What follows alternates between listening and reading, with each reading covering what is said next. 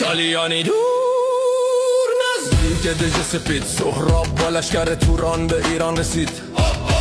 همه رو گرفت و کرلت و پار و اسیر، هر کی که گنده بود حتی حجیر. داورید مثل فشنگ که شنید رفتش به جنگ، جنگیدن و جنگیدن از مردن نترسیدن، ولی از بخت بد مثل حجیر گردآفرید هم شد اسیر. کلا خود گردآفرید و سهراب برداشت و فکر کرد میبینه خواب. موهای بلند گردآفرید از زیر کلا خود اومد پدید،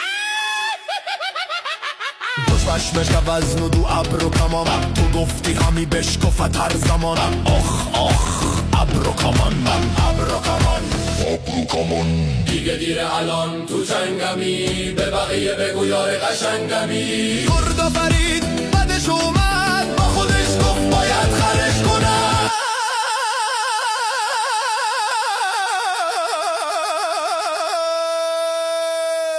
کنون لشکر و دژ به فرمان توست، نباید گه آشتی جنگ جست. ز گفتار او مبتلا شد دلش، برافروخت و کنج بلا شد دلش.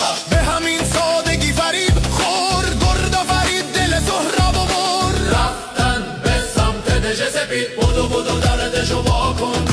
تک تک تک تک تو بدو بدو در دژو وا کن. تک تک تک تک گردآفرید رفت توی دژتون، بستن در و روی سهراب گردآفرید رفت بالای دژ، سهراب خیلی برخورد بهش. بخندید او را به افسوس گفت، به ترکان ز ایران نیابند جفت. یهو سهراب خیلی پرشتاب، دیوار دژ رو کردش خراب. نمیدونست این کارا نمیده جواب. ای بابا شب سهراب شد بی خیال دژ، رفت تا فردا بیاد بکنلش. رفتن شبونه مردم از دژ، گردآفرید نازش از دژ. سهراب سهراب گول خوردی، گول خیلی ناجور خوردی.